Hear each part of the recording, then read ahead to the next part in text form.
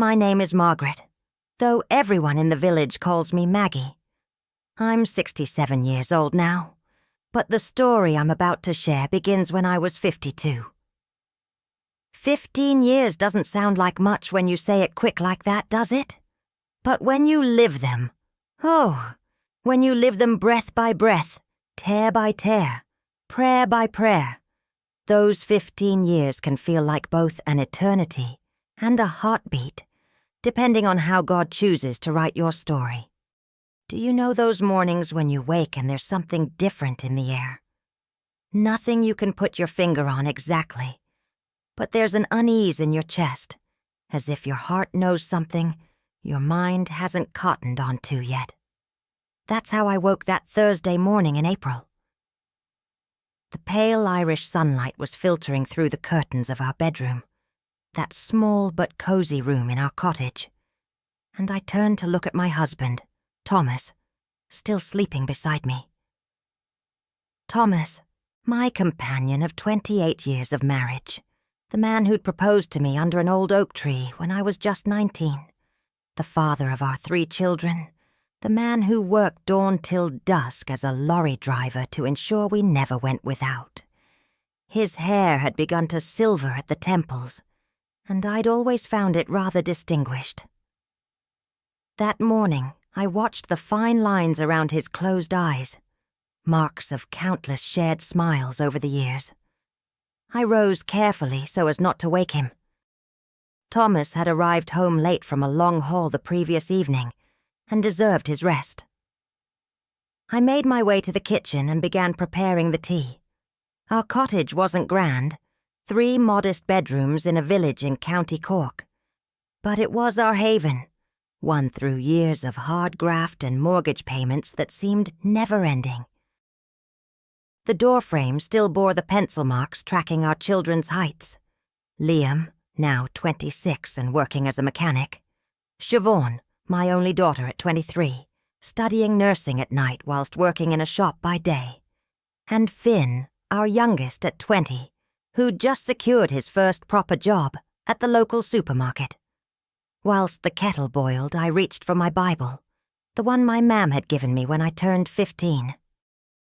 The pages were yellowed, some marked with pen, others with tears that had smudged the ink over the years. I opened it randomly, as I always did, asking God to speak to me through His Word. My eyes fell upon Isaiah 43:2. When you pass through the waters, I will be with you. And when you pass through the rivers, they will not sweep over you. When you walk through the fire, you will not be burned. The flames will not set you ablaze. I closed the Bible and smiled. Thank you, Lord, I whispered. But today all is well. All is peaceful. Oh, how naive I was. How I didn't understand that God wasn't comforting me for that moment. He was preparing me for what was to come. The tea had just brewed when I heard an odd sound from the bedroom. Not a loud noise, but different. A muffled thud, as if something heavy had fallen. My heart began to race. That unease from the morning returned, only now it was a tightness, a dread. Thomas? I called, walking quickly down the hallway. Thomas, are you all right? Silence. Thomas! My voice came out louder, more desperate. I pushed open the bedroom door, and the scene before me froze my blood. Thomas was on the floor beside the bed, in an awkward position. His eyes were open, but there was something terribly wrong with his gaze. A lost, frightened look. He was trying to speak, but only incomprehensible sounds emerged from his mouth. The right side of his face was drooping, and his right arm was trembling uncontrollably. No, no, no! I screamed, rushing to him. Thomas, stay with me. Don't close your eyes. My hands shook so badly I could barely dial 9999. The woman on the other end asked questions I could scarcely answer between sobs. How long had he been like this? Did he have any medical conditions? Was he on any medication? My head was spinning. I knew nothing. Thomas had always been strong, healthy, never ill beyond the occasional cold. The ambulance is on its way, love. Stay with him. Don't let him fall asleep. The 15 minutes until the ambulance arrived were the longest of my life.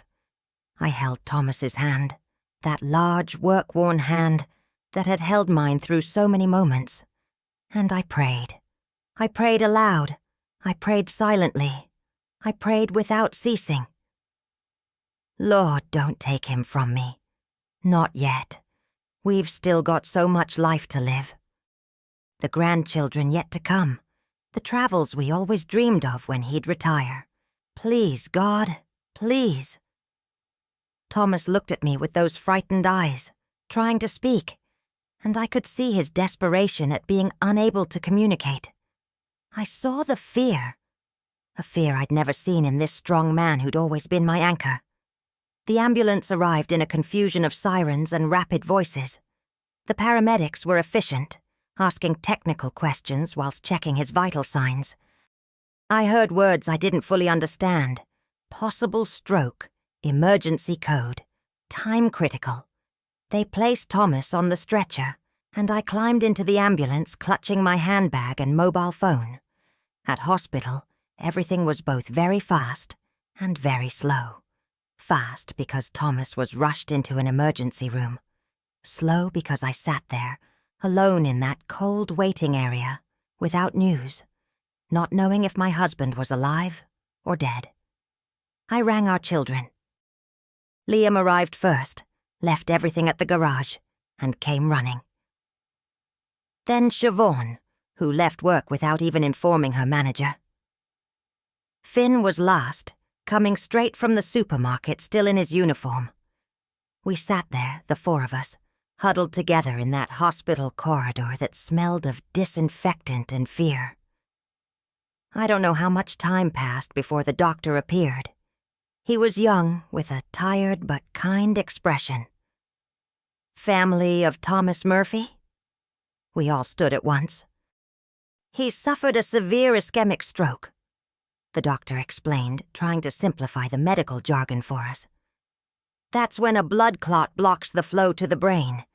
We've managed the procedure to dissolve the clot, but he's in critical condition. The next 48 hours are crucial. Will he be all right? My voice came out so small, it barely sounded like my own. The doctor sighed. Mrs. Murphy, I'll be honest with you. Even if he survives, there will likely be significant complications. The right side of his body may remain compromised. There could be problems with speech, memory, mobility. It's too early to say the extent of the damage. I felt my knees weaken. Liam caught me before I fell. But he's alive, said Siobhan, always the strongest of us. He's alive and we'll care for him. Won't we, ma'am? I could only nod. They allowed us to see Thomas for 5 minutes.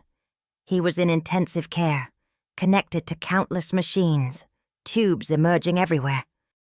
This strong man who carried heavy loads all day now looked so fragile in that hospital bed. I held his left hand. The right lay motionless beside his body, and whispered in his ear, You're going to be fine. We'll get through this. Together, as always. I don't know if he heard me. The following days were a blur of ICU visits, doctors, bad news, and small victories. Thomas survived the first 48 hours, then the first week. But when he finally regained full consciousness, the reality we faced was harsh. The right side of his body was paralyzed. He couldn't speak beyond a few confused words. And there was a mental confusion the doctors said might improve with time. Or might not. Thomas remained 3 weeks in hospital. When it came time for discharge, the doctor called me into a separate room. Mrs. Murphy, your husband will require intensive care at home. Daily physiotherapy, speech therapy, constant neurological monitoring. He cannot return to work. Likely, Never will. The words fell upon me like stones. Thomas was 53 years old. We were 12 years away from his pension. Our plan had always been this: hold steady until he reached 65. Then we'd have his pension and could ease up a bit. Perhaps travel to see Scotland. An old dream of ours. How much? How much does all this cost?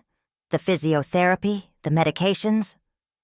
The doctor handed me a sheet with a list. My eyes scanned the figures and my stomach turned. There were at least 4 different medications Thomas would need to take for the rest of his life. Expensive medications and physiotherapy. 3 times a week. Minimum. The NHS provides some of these services, but there are waiting lists. And the sooner rehabilitation begins, the better the chances of recovery. I left that room with the paper in hand, and a certainty in my heart. My life had just turned upside down. We brought Thomas home on a rainy May morning. The cottage was exactly as we'd left it, but everything seemed different. The front steps, never a problem before, were now an enormous obstacle. The wheelchair we'd managed to borrow barely fit through the bathroom door.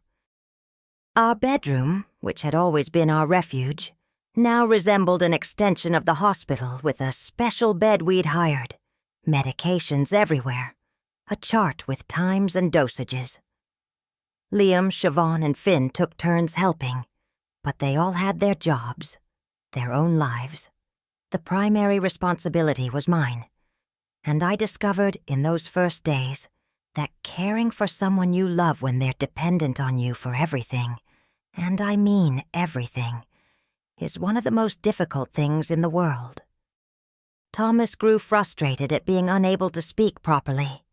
He became irritated when he couldn't hold a spoon, when he needed help using the toilet, when he drooled involuntarily. I saw the humiliation in his eyes, saw the proud provider he'd always been forced to accept this new reality. And me? I was exhausted, physically and emotionally exhausted. I woke several times during the night to turn Thomas in bed, to give medication, to clean when he couldn't hold it. During the day, it was bathing, feeding, exercises, doctor's appointments. There was no time for anything.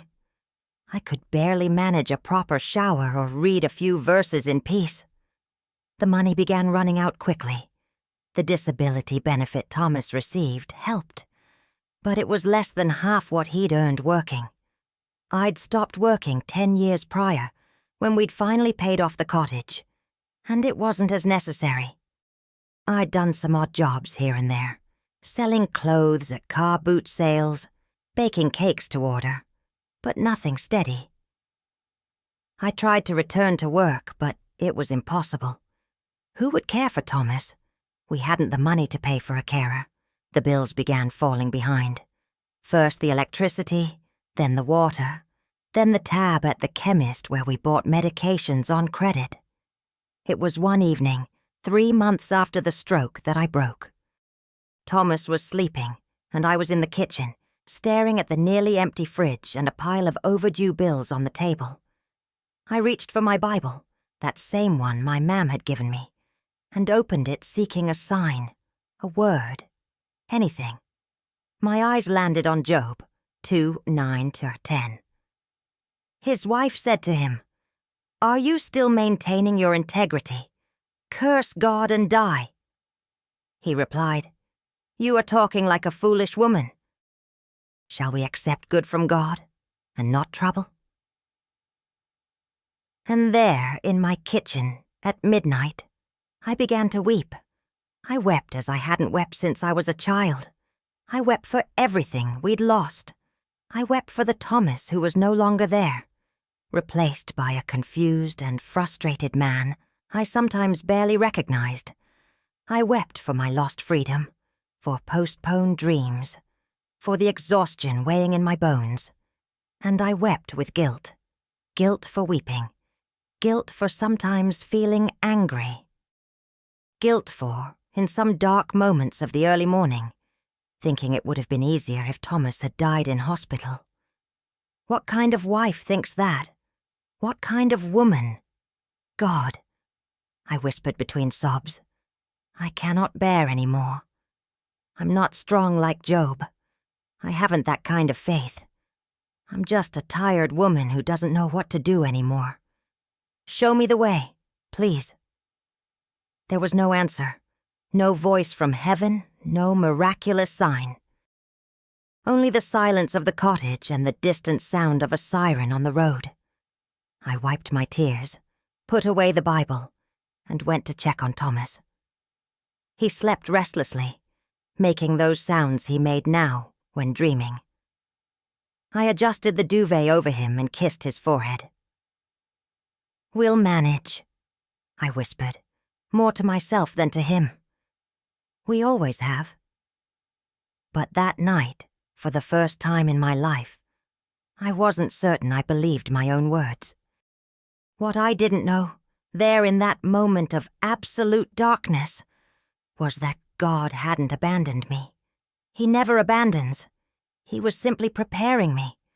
Because before reconstruction, before the miracle, before redemption, comes the breaking. And I, Margaret, was about to be broken in ways I never imagined possible.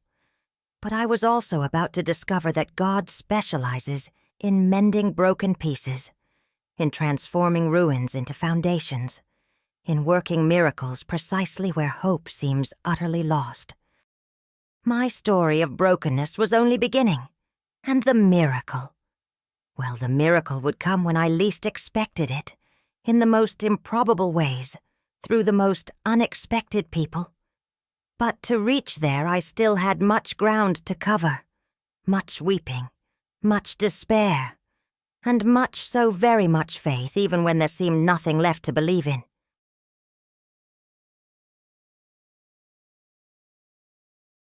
If someone were to ask me what the worst moment of my life was, I wouldn't say it was the day of Thomas's stroke. It was 3 months later when I realized the tragedy hadn't ended. It was merely beginning. It's curious how we think we've hit rock bottom, until the ground beneath our feet cracks open and we discover there's an even deeper abyss waiting below. The days transformed into weeks, and the weeks into months. Thomas was making progress, but it was so slow that sometimes I wondered if there was real progress at all, or if I was simply deluding myself. He could manage a few words now. Water, pain, no, and moved his right-hand finger slightly. The doctor said it was a good sign, that we had to celebrate each small victory. But small victories don't pay bills. It was in August, 6 months after the stroke, that I received the letter. It was early morning. I'd just given Thomas his breakfast and was washing up when the postman rang. A recorded delivery from the Building Society. My heart sank before I even opened it. I sat at the kitchen table and read. Read once, read twice, read 3 times. Because my brain refused to process what was written there. The cottage, our cottage, which had taken us 15 years to pay for, was in repossession proceedings. Apparently, Thomas had taken out a secured loan against the cottage 2 years prior, when Liam had lost his job and needed help. Thomas had never told me. He'd been paying the installments faithfully, but after the stroke, with our income cut by more than half, the payments had fallen into arrears. First 1 month, then 2, then 4, and now?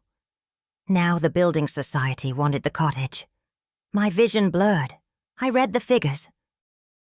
Nearly £30,000 in debt, between arrears, interest, and penalties. £30,000. Might as well have been 30 million. Made no difference. It was impossible. It was unpayable. It was the end. I rushed to the bedroom where Thomas was. He sat in his chair, gazing out the window as he did so often now, lost in thoughts he couldn't share. "Thomas!" My voice came out louder than I intended. You took out a loan against the cottage? Why didn't you tell me?" He turned his face toward me. I saw the confusion in his eyes, struggling to process what I was saying. He opened his mouth, tried to speak, but only disconnected sounds emerged. Frustration washed over his face. Liam, he managed to say, then made that gesture with his left hand that meant work. And then I understood. He'd done it to help our son. And never told me because he wanted to protect me, spare me the worry. Because that's how Thomas had always been, carrying the world on his shoulders alone, trying to be strong for all of us. I felt anger rising, hot and bitter. Anger at him for not telling me. Anger at the building society for being so heartless. Anger at God for allowing all this to happen. But I looked at Thomas, at this broken man in the chair, desperately trying to make himself understood, and the anger transformed into something worse, pure despair. I sank to the floor right there, beside his chair, and began rocking back and forth. "What are we going to do? What are we going to do?" I repeated like a mantra. Thomas extended his left hand and touched my hair, making that soft sound he made now when trying to comfort me. And that broke me even more. Here he was, the man who'd lost so much, trying to console me when I should be the strong one. I rang Liam. When I told him about the letter, there was a long silence on the other end. "Ma'am, I didn't know. Dad never said he'd taken out a loan. I thought he'd saved the money, or taken it from savings. It doesn't matter anymore where it came from, Liam. What matters is, we're going to lose the cottage. Let me see what I can do. I'll speak with the building society manager, try to negotiate." But I already knew, deep down, there was no negotiation possible. Not with the amounts listed there, not with our situation. I spent that entire day like a zombie. I bathed Thomas, fed him, gave him medication, all on autopilot. My mind was elsewhere, calculating, recalculating, trying to find an exit that didn't exist. Sell the cottage and clear the debt? And live where? Borrow money? From whom? My family was poor, Thomas's brothers likewise. Our friends were all in the same situation as us, struggling to pay their own bills. That evening when Thomas slept, I sat with my Bible. This time I didn't open it randomly. I searched deliberately. I searched for answers, for promises, for something that made sense of this chaos. I found it in Psalm 34-18. "The Lord is close to the broken-hearted, and saves those who are crushed in spirit." "Then come," I whispered to the empty room, "because my heart isn't just broken. It's in pieces, in dust. It doesn't even have the shape of a heart anymore." The following days were a succession of desperate attempts. Liam did go to the building society, but returned with his head down. "They won't make exceptions, ma'am. Say it's society policy." Siobhan tried to get a loan in her name, but was denied. Insufficient income. Finn, my youngest, wept when he learned, feeling useless for earning so little and being unable to help. It was Father Brendan, from our parish church, who suggested we hold a collection in the community. The idea burned me with humiliation, but I was desperate. I agreed. The following Sunday, Father Brendan explained our situation to the congregation. I felt every pair of eyes upon me, weighing, judging, pitying. I loathe pity. But what could I do? I smiled and thanked people when they approached after Mass, promising to help however they could. Over 2 weeks, we managed to collect £2,000. 2,000 of 30,000. It was a drop in the ocean, but each pound there represented someone's sacrifice. Mrs. O'Brien, aged 70, who sold flowers at the market, brought £40. Mr. Donnelly, retired, brought 80. The young neighbor with 2 small children brought 15. I kept the money in a biscuit tin on top of the kitchen cupboard. Each note that went in was counted and recounted, as if the number might magically increase just from my looking. It was on a Tuesday, 3 weeks after the Building Society's letter, that my world collapsed again. I'd popped out quickly to fetch medication from the chemist. Thomas's blood pressure tablets had run out, and he couldn't go without. I left Siobhan with her father. She had the day off work. When I returned, 20 minutes later, the front door was ajar. I immediately sensed something wrong. Siobhan always locked the door when I went out. "Siobhan," I called, entering. "Siobhan, is everything all right?" She appeared from the hallway, her face pale, eyes wide. "Ma'am, I don't know how. I only went to the loo for 5 minutes." My heart began racing. "What happened? Where's your father?" "Dad's fine, he's sleeping, but, ma'am," she pointed toward the kitchen. The money's gone." I ran to the kitchen, opened the cupboard.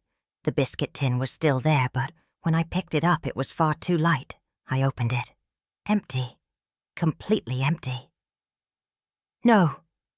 The word came out as a moan. "No, no, no." I began searching frantically. Perhaps it had fallen. Perhaps I'd moved it and forgotten. Perhaps... "Ma'am, stop." Siobhan held my arms. She was crying. "I've already searched everywhere. Someone broke in and took it. The front door lock is forced. Look." And it was. Marks of something pried open. Perhaps a screwdriver or knife. Someone had entered my home, with my daughter and invalid husband inside, and stolen the money. The money that represented dozens of people's sacrifice. The money that was our only hope. We called the Gardaí. They came, filed a report, said they'd investigate. But I saw in the officer's eyes that he already knew. The chances of recovering that money were practically nil. Burglary in a working-class Irish village?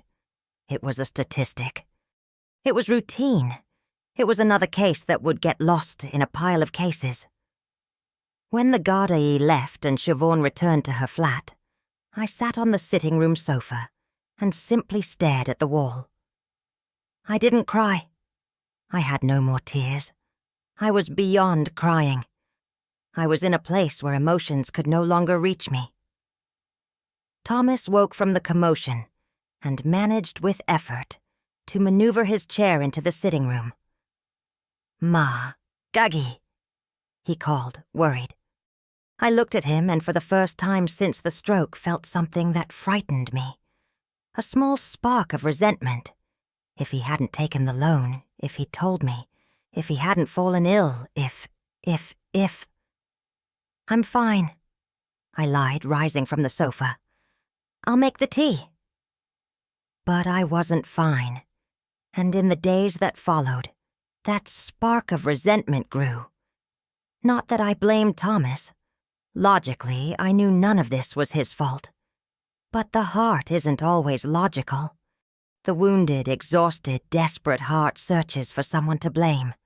And Thomas was there, every day, a constant reminder of everything we'd lost. I began growing impatient with him. When he spilled food, when he couldn't make himself understood, when he woke in the middle of the night needing the toilet. I helped him, of course, but with a heavy sigh, with a tone sharper than it should have been. And he noticed. I saw in his eyes the hurt, the guilt.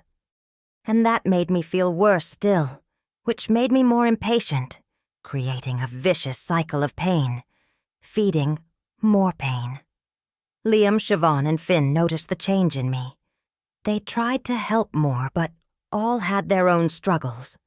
Liam was having problems in his marriage. His wife had grown tired of the lack of money and constant rows. Siobhan was exhausted from working days and studying nights.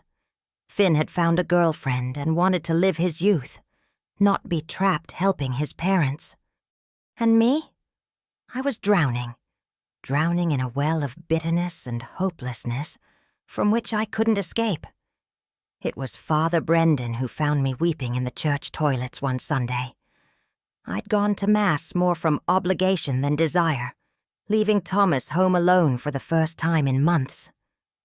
I just needed a moment, a few minutes of peace, of normalcy. But during the hymns, when everyone sang cheerfully about God's faithfulness, about how He never fails, something inside me shattered. I fled to the toilets and collapsed. Father Brendan entered quietly and sat on the floor beside me. He said nothing for a long while, simply remained there, his presence a silent comfort. When I finally could speak, the words tumbled out in a disordered stream.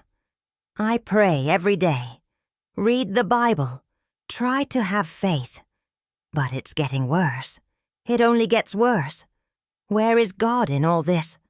Why doesn't He listen to me? I can't bear any more. I'm tired of being strong. I'm tired of pretending everything's all right. It's not all right. Nothing's all right. Father Brendan waited until I'd finished before speaking. His voice was gentle but firm. Margaret, have you ever truly studied the story of Joseph? Joseph? I asked, confused by the change of subject. Joseph, of Egypt, Jacob's son. Do you know what happened to him before he became governor of Egypt? I knew, vaguely. His brothers sold him as a slave. Exactly. And then? He was falsely accused and thrown into prison. Prison, Margaret. An innocent man, rotting in a cell. And how long was he there? I don't know. Years. He remained years in prison. And do you know what the Bible says in Genesis 39:21? He reached for his Bible and read, "But the Lord was with Joseph and showed him steadfast love." I looked at him, not understanding. How was God with him if he was in prison? Because God being with us doesn't mean we won't walk through the valley. It means we won't walk alone. It means that even when everything seems lost, He's working. Joseph couldn't see it in prison, but God was preparing him for something far greater, was molding him, refining him, strengthening him. I don't feel strong, I whispered. I feel broken. And that's precisely where God works best, child. He took my hand. In 2 Corinthians 12:9, Paul writes, "My grace is sufficient for you, for my power is made perfect in weakness." You don't need to be strong. You only need to let Him be strong through you. His words stayed with me, but life continued difficult. The next day, I received another letter from the building society. We had 30 days to vacate the cottage voluntarily or face a court eviction order. 30 days to dismantle an entire life. 30 days to find a new place, to live with no money, no credit, no hope. I began searching for rentals, anything that fit within our pitiful budget. The places we could afford were dreadful. Tiny bedsits in rough areas, flats without proper accessibility for Thomas's wheelchair. The decent places cost 3-4 times what we could pay. It was my son Liam who came up with a temporary solution. "Ma'am, I've spoken with Claire." Claire was his wife. "We've that box room at the back of the house. It's small, but it'll fit you both. You can stay there until we sort something." The humiliation burned. Live in my son's home? Be a burden to him? But what was the alternative? The streets? Thank you, son. It was all I could manage. We spent the following weeks packing our life into boxes. Each object I picked up brought a memory. The tea set we'd received as a wedding gift. the photograph of the children as youngsters at the seaside, the framed prayer that hung in the sitting room. How do you fit 28 years of marriage, of life, of history, into some cardboard boxes? Thomas sat in his chair watching, and I saw the tears streaming silently down his face. He couldn't help, only observe as we dismantled our life. On the last night in our cottage after the children had gone and everything was packed, I sat with Thomas in the empty sitting room. There was no sofa anymore, no table, nothing. Just the two of us sitting on the floor. "Do you remember when we bought this cottage?" I asked. "You were so proud. You showed everyone in the village. This one's mine. I won it with my own sweat." Thomas made that sound meaning yes, and tried to smile through the tears. "We were happy here, weren't we? Even with the difficulties, we were always happy." He took my hand with his left and squeezed. And we remained there, two human shipwrecks sitting on the floor of an empty cottage, remembering better times that seemed to have been in another life. The following day, we left the cottage for the last time. I didn't look back. I couldn't. If I had, I think my heart would have broken once and for all. The box room in Liam's house was exactly that, a box room. The bed and Thomas's chair barely fit. Our boxes were stacked in the corner, creating a maze. There was no space for anything, neither physically nor emotionally. Claire, my daughter-in-law, tried to be kind, but I saw the effort, saw how she tensed when Thomas made noise at night, saw how she sighed when I used the kitchen. It wasn't her fault. Nobody wants their in-laws living in their home, occupying their space, changing their routine. And Liam. My son was caught in the middle, trying to please his wife and care for his parents. I saw the weight growing on his shoulders, the worry lines deepening on his face. I stayed there, in that tiny box room, caring for Thomas, trying to be invisible, trying not to be more of a burden than I already was. And at some point during those first weeks, something inside me simply gave up. I didn't give up caring for Thomas, that I'd continue doing until my last breath. But I gave up believing things would improve. I gave up praying, expecting an answer. I gave up searching for hope where clearly there was none. I opened my Bible one last time before storing it at the bottom of one of the boxes. I landed on Lamentations 3:17-18. I have been deprived of peace. I have forgotten what prosperity is. So I say, my splendor is gone, and all that I had hoped from the Lord.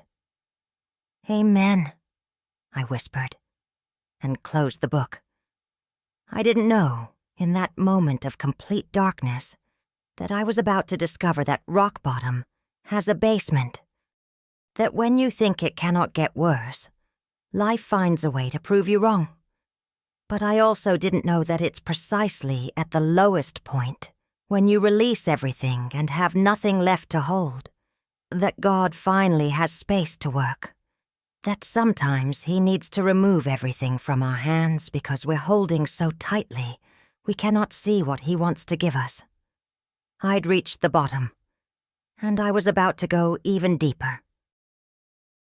But the miracle?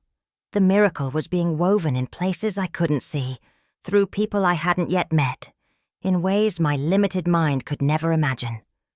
God hadn't abandoned me. He never abandons. He was simply preparing me for what was to come.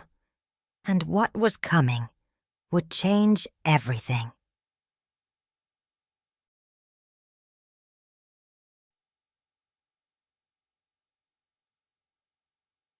There comes a moment in every person's life when you stand so close to the edge that you can taste the darkness.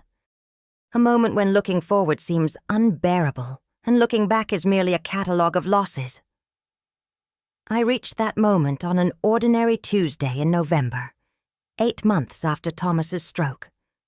We'd been living in Liam's box room for 2 months, and each day was a silent battle between dignity and reality. I rose before everyone else at 5 in the morning to bathe Thomas before Claire and Liam woke.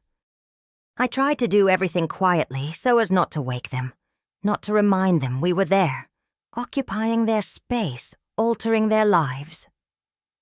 Thomas had deteriorated these past weeks. Not physically. Actually, he was managing to move his right leg somewhat more. But emotionally, my husband was fading. He'd spend hours staring at the wall, not reacting when I spoke to him.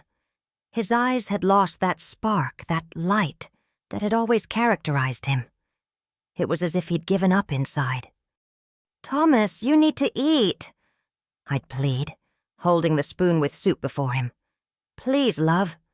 Just a few spoonfuls." But he'd merely turn his face away, stubborn, resigned. The doctor who saw him at the health center, because we no longer had money for private consultations, said it was depression. Common in stroke patients, he explained in clinical, detached terms. He prescribed antidepressants, another medication in the growing pile of tablets we took daily. But medicine costs money. And money was something we hadn't. Thomas's disability benefit barely covered the essential medications. I'd managed to get work, if one could call it that, assembling jewelry at home for a wholesaler. They paid a pittance, 5 pence per piece assembled. I'd work until my hands ached, until my fingers were raw, and at month's end I'd have perhaps £150. It wasn't enough. It was never enough. It was Claire who broached the subject that Tuesday. Liam was at work, and I was in the kitchen washing up. I always tried to help with household tasks, earn my keep somehow. She entered, stood in the doorway for a moment before speaking. "Maggie, we need to have a word." My stomach tightened. I already knew what was coming. I'd seen it in her eyes for weeks. "Liam doesn't want me saying this to you, but someone must." Claire crossed her arms, uncomfortable. "We're struggling financially. The bills have increased considerably with you here. Water, electricity, food, and the house is too small. We want to start a family, but there's no room." I swallowed hard. "I understand. It's not that we don't want to help, but..." She sighed. "We can't anymore. Not like this." "How long have we got?" My voice came out steadier than I felt. "Until month's end? That's 3 weeks." I nodded, unable to look at her. "Right. We'll sort something." But as I returned to the box room, my knees buckled. I sat on the bed beside Thomas, who was napping his afternoon sleep, and simply breathed, in and out, in and out. 3 weeks. 3 weeks to find somewhere to live with no money. 3 weeks to solve a problem that had no solution. That evening when everyone slept, I took my old mobile and began ringing. I rang my elder sister who lived in Wales. She started sympathetically, but when I mentioned the possibility of staying with her for a while, "Margaret, you know I'd love to help, but the house here is tiny. And my husband, he wouldn't take it well. You know what he's like." I knew. I'd always known my brother-in-law had never cared for me. I rang Thomas's brother. Same story, different excuses. "We're having difficulties here too, Maggie.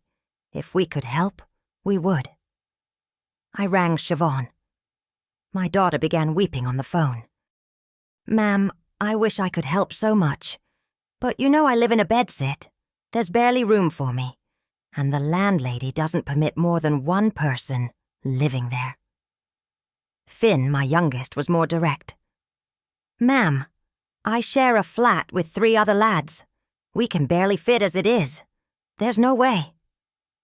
I understood that everyone had their own battles, their own limitations. I didn't blame them, but understanding didn't make the situation less desperate. In the days that followed, I searched for alternatives.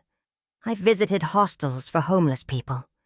Most didn't accept couples, and none had facilities for someone with Thomas's needs.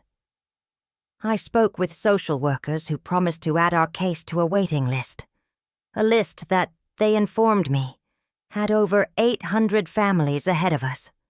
800 families. 800 stories like ours. 800 invisible tragedies. It was on the 10th day of that countdown that it happened. I'd gone out to try once more to negotiate with social services, leaving Thomas alone in the room. He was sleeping, and I'd be back within the hour. When I returned, I found the house in commotion. Ambulance at the door, neighbors gathered. My heart stopped. "Thomas!" I screamed, pushing through people. "Where's my husband?" Liam came to meet me, his face ashen. "Ma'am, calm down. He's alive." "What happened?" He tried to get out of bed on his own, fell, hit his head. I ran inside. Thomas was being placed on the stretcher, a cut bleeding on his forehead, his eyes half closed.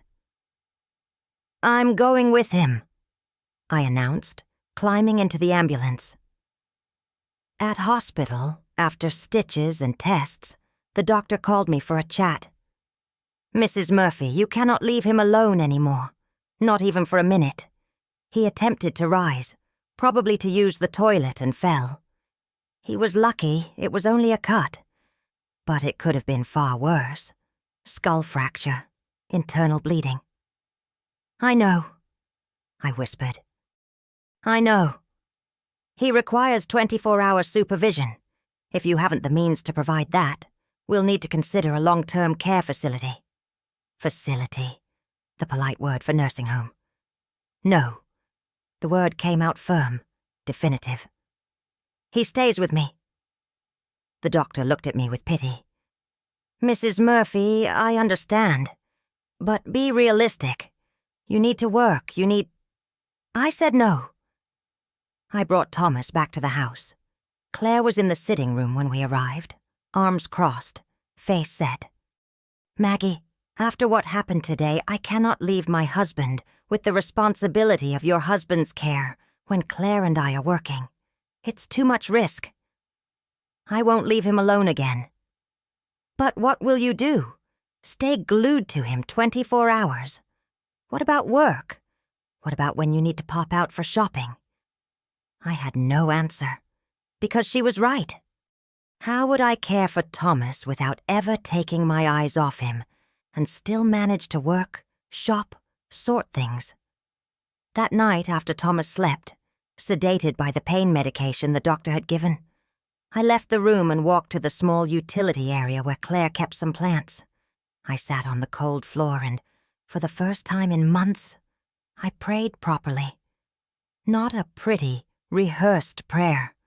A raw, desperate prayer. "God, I cannot bear any more. I've tried to be strong, tried to have faith. But I'm at the end. I've nowhere left to go, nothing left to do. Thomas is giving up. I'm giving up. If you're there, if you truly care, I need a sign. It needn't be grand, just something. Anything to show me you haven't forgotten me." I waited. Silence. Only the distant sound of cars on the road and the sound of my own muffled weeping. I opened my Bible. I'd begun carrying it again, more from far habit than faith. The page fell open to Psalm 23:4. "Even though I walk through the darkest valley, I will fear no evil, for you are with me. Your rod and your staff, they comfort me." The darkest valley. That's precisely where I was. But the second part of the verse, "I will fear no evil." How? How not fear when everything's collapsing? It was then I heard the voice. Not an audible voice, but that quiet voice that speaks directly to the heart. "Because you're not alone." I looked around. The utility was empty, of course, but something inside me stirred. A small spark, so small I almost missed it. I returned to the room. Thomas was awake, watching me with those sad eyes. "Ma, G," he called softly. I sat on the bed beside him and held his hand. "Sir, Rye," he managed to say, and tears began rolling down his face. "My fault." And then I understood why he was giving up, fading away. He blamed himself for everything, for the stroke, for losing the cottage, for me having to care for him, for us being a burden to our children. He thought it would be better if he weren't here. "No," I held his face in my hands. "It's not your fault. None of this is your fault. We're going to be all right. I don't know how, but we will." He shook his head, disbelieving. "Thomas, look at me." I waited until I had his full attention. "Remember our wedding? What you promised me? For better or worse, in sickness and in health. I promised the same, and I don't break my promises. I don't give up on you. Never." His tears increased, but there was something different now. Not just sadness. It was relief. It was gratitude. And in that moment, something changed in me as well. I realized I'd spent months drowning in self-pity, in resentment, in anger. I'd forgotten about love. Real love. That doesn't give up. That doesn't tire. That doesn't keep score of wrongs. The following morning, I woke with renewed determination. I didn't know how I'd solve everything, but I'd try. One day at a time, one problem at a time. That's when I received the call. An unknown number. I nearly didn't answer, thinking it was debt collection. But something made me answer. "Hello. Is this Mrs. Margaret Murphy?" "Yes, speaking." "My name is Father Michael, from St. Bridget's Parish in Kinsale. Father Brendan from your parish passed me your contact. He told me about your situation." My heart began beating faster. "Yes. The parish has an assistance program for families in vulnerable situations. We've some modest cottages that we provide to families in need. Very old cottages that require renovation, but they're livable. I'd like to assess whether you qualify for the program." I had to sit. My legs simply gave way. Yes, please." "Brilliant. May I visit you tomorrow? I need to understand the situation personally." I hung up and simply stood there, holding the phone. A cottage. A possibility of a cottage. Was it real? Or was it a cruelty of fate, giving me hope only to snatch it away afterward? I told Thomas. I saw something I hadn't seen in weeks, a glimmer of hope in his eyes. Father Michael came the next day. He was a man in his 60s, grey hair, kind eyes. He spoke with us for over an hour, asked questions, noted information. He looked at Thomas with respect, not pity. That meant more than I could express. "You qualify," he said finally. "The cottage we have available now isn't large. 2 bedrooms, bathroom, kitchen, and sitting room. It's in a village outside Kinsale. But there's a bus service. It needs considerable repairs, but it's sound. And the provision is permanent. The cottage transfers into your names." How much does it cost?" I asked, dreading the answer. "Nothing. It's a donation. We only need you to sign some documents and commit to maintaining the cottage in good condition." Nothing. The word echoed in my mind. Nothing. A cottage for free. A cottage of our own. I began weeping right there, in front of the priest, without shame, without trying to hide it. They were tears of relief, of gratitude, of disbelief that something good was finally happening. "Might we see the cottage today?" I asked between sobs. "Of course. I'll fetch you in an hour." The cottage was humble. Very humble. The walls needed painting. Some windows were cracked. The floor was worn. But it had 2 bedrooms, one for us, another to store our things. It had a small front garden where Thomas could sit and take the sun. And it had something we hadn't had in months. Privacy. Dignity. "We'll take it," I said immediately. "We'll take it, yes." The formalities took 2 weeks. 2 weeks of paperwork, of going to solicitors, of anxiety that something would go wrong. But it didn't. And on a sunny Friday in December, we received the keys. Liam, Siobhan, and Finn helped us move. We hadn't much. Some boxes with clothes and personal belongings. The bed we'd managed to keep from the old cottage, Thomas's wheelchair. But when I placed the last box inside the new cottage, I felt something I hadn't felt in a long time. Hope. It wasn't naive hope, the sort that thinks all problems are solved. The problems remained there. Lack of money, Thomas's health, uncertainties about the future. But it was hope that perhaps, just perhaps, the worst had passed, that perhaps God hadn't forgotten us.